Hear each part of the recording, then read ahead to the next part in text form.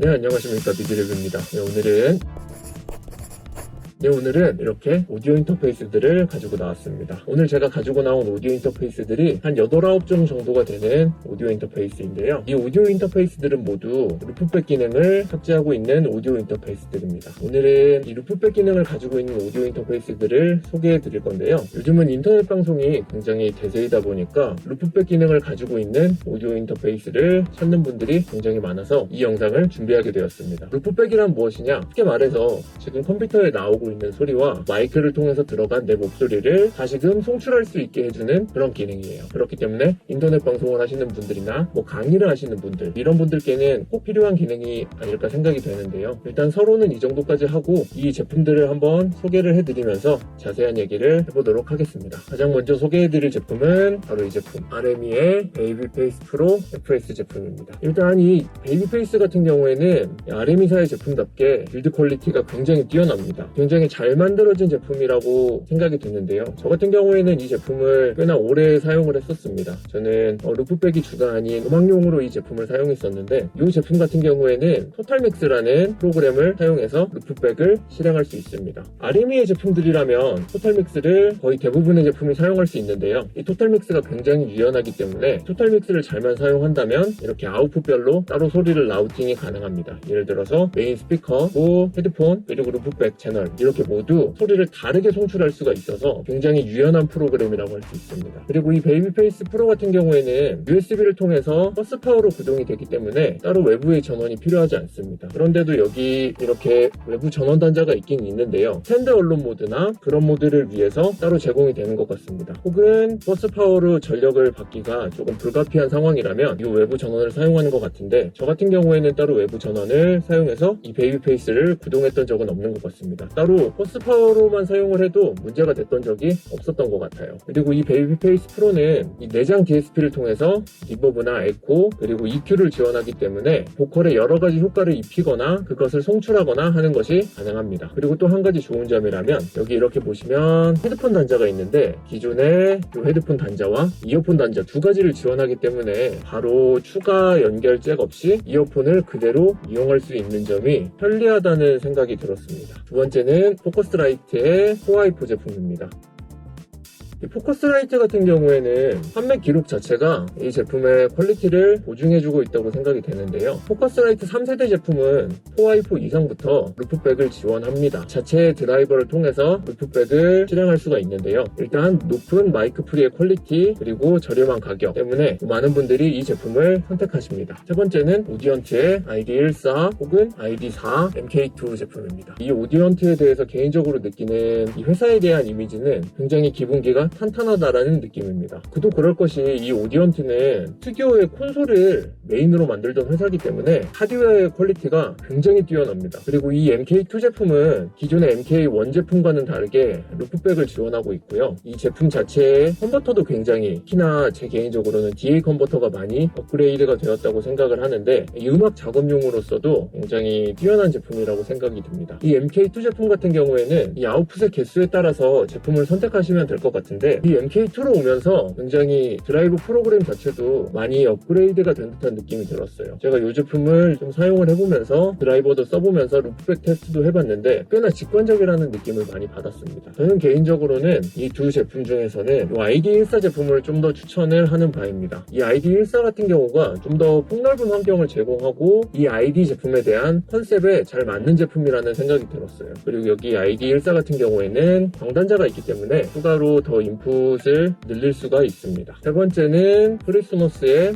레블레이터 ID24 제품입니다. 이 제품 같은 경우에는 정말 본격적으로 인터넷 방송용을 위한 제품이다 라고 해도 과언이 아닐 거라는 생각이 드는 제품이에요. 정말 칼을 갈고 나왔다라는 생각이 드는 제품인데요. 프리소너스의 레블레이터라는 USB 마이크가 있는데, 그 USB 마이크의 좋은 기능들을 전부 다 가지고 있는 제품입니다. 일단 이 IO24의 좋은 점이라면 두 가지가 가지가 있는데요. 일단은 첫 번째로 드라이버의 이 조작이 굉장히 직관적입니다. 제가 이 제품도 리뷰를 하기 위해서 한 2주간 써봤는데 드라이버를 사용함에 있어 매뉴얼을 보지 않아도 막혔던 것이 하나도 없었어요. 그 정도로 굉장히 직관적인 제품이었고, 그리고 두 번째는 이 IO24는 내장 DSP를 이용해서 여러 가지 프로세스가 가능한데요. 보통 내장 DSP를 이용한다면 리버브, 딜레이, 그리고 혹은 EQ, 그리고 좀 더 나아가자면 컴프레서까지 그 정도의 기능을 제공하는 반면에 이 IO24 같은 경우에는 아예 하나의 믹스 체인을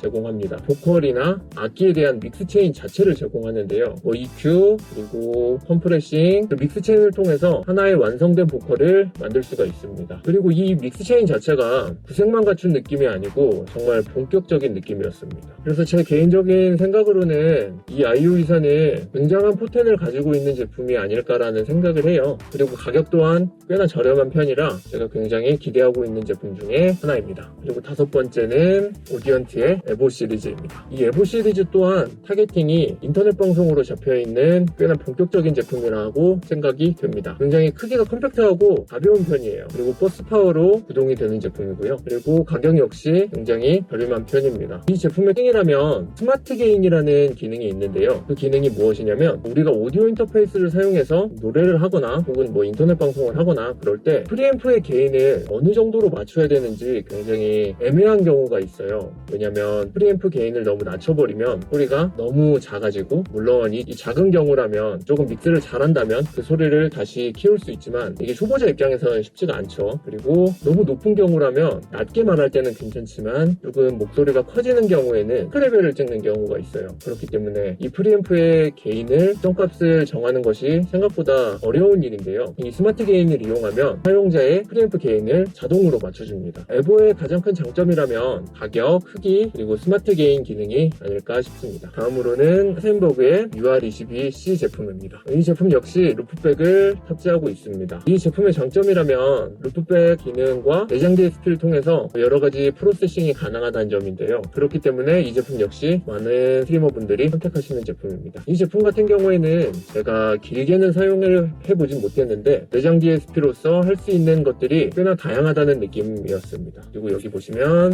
미디 단자 또한 제공을 하고 있기 때문에 옛날 신디사이저나 미디 단자를 이용하는 악기를 사용하시는 분들이라면 유용할 것이라는 생각이 드네요. 일곱 번째는 아포지의 심포니 데스크탑과 듀엣 3입니다. 이 아포지 같은 경우에는 컨버터가 굉장히 유명한 회사입니다. 그렇기 때문에 이 두 제품 모두 소리가 굉장히 좋은데요. 이전에 아포지는 홈레코딩 장비보다는 스튜디오 장비로 굉장히 유명한 회사였습니다. 그런 아포지에서 데스크탑용 제품과 좀 더 포터블한 제품으로 출시된 것이 이 두 제품인데요. 이 두 제품은 아포지2 컨트롤이라는 전용 드라이버를 제공하는데 그곳에서 루프백 설정이 가능합니다. 이 아포지2 컨트롤 자체가 굉장히 잘 만들어진 프로그램이기 때문에 루프백을 설정함에 있어서 막힘이 전혀 없었고, 그리고 루프백 이외에도 모든 컨트롤을 프로그램 안에서 할 수 있게 만들어 놨더라고요. 그래서 이 아포지2 컨트롤에 익숙해진다면 따로 이 기기를 만질 필요 없이 그 프로그램 안에서 모든 컨트롤이 가능했습니다. 그리고 이 심포니 데스크탑과 이 듀엣 3에는 내장 DSP가 포함이 되어 있기 때문에 여러 플러그인을 사용할 수 있습니다. 그리고 여덟 번째로는 유니버셜 오디오의 아폴로 시리즈입니다. 처음 아폴로가 등장했을 때